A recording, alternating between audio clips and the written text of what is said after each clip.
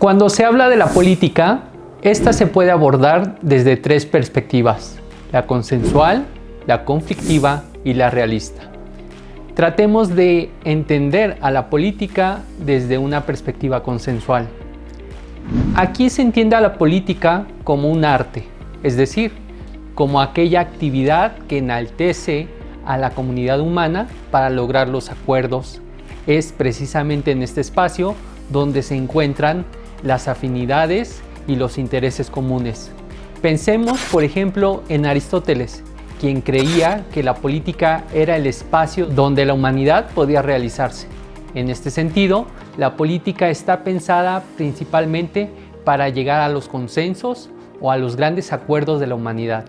Una segunda perspectiva que podría abordarse de la política es su lado conflictivo, es decir, donde los intereses se contraponen y la sociedad refleja sus diferencias. Es precisamente Maquiavelo donde hace énfasis en destacar el aspecto conflictual de la política. Aquí principalmente estamos abordando el tema de la política como la posibilidad de no llegar a un consenso, y particularmente en este autor la política es el espacio del conflicto en sí mismo. Un autor que nos puede acercar también a esta perspectiva consensual y conflictiva de la política es el filósofo y jurista alemán Carl Schmitt, quien define a la política y lo político. La política sería este espacio institucionalizado donde se logran los grandes acuerdos, y por otro lado, lo conflictual, lo político, es decir, realmente donde las fuerzas reales se están contraponiendo. En la vida democrática de nuestro país es muy importante también destacar que la política mexicana ha tenido momentos de conflicto. Ello es muy relevante precisamente para hacer cambios en las estructuras democráticas. Pero también es cierto, los partidos políticos en nuestro país han tenido la posibilidad de generar acuerdos para que en algún momento la política pueda desarrollarse en un sentido mucho más amplio.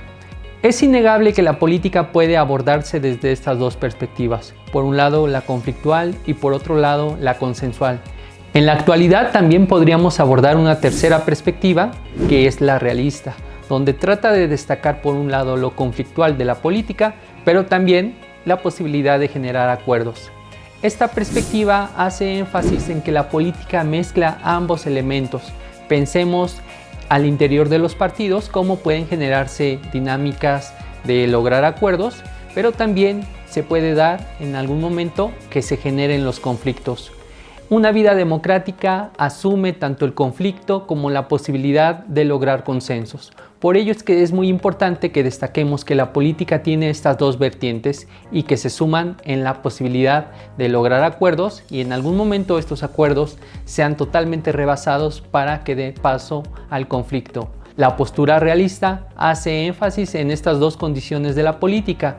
Si nosotros no somos conscientes de que la política en algún momento pueda generar conflicto, pero también nos pueda llevar a consensos, estaríamos simplemente en un lado de la moneda. Es importante en este sentido, sigamos construyendo los acuerdos, las instituciones que nos permitan tener una vida democrática que aboque tanto el aspecto relevante de alcanzar acuerdos, como también la vida democrática represente un momento de conflicto. La política, si bien es un arte, también hay que reconocer las diferentes facetas y matices que implica esta actividad.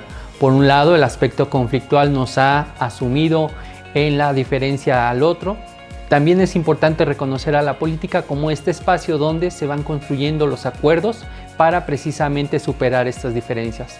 En el siglo XXI necesitamos no solamente reconocer el consenso como una primacía, sino también los conflictos, porque si no, esos conflictos van a estar latentes y en algún momento van a hacer daño o van a erosionar la vida democrática de nuestro país.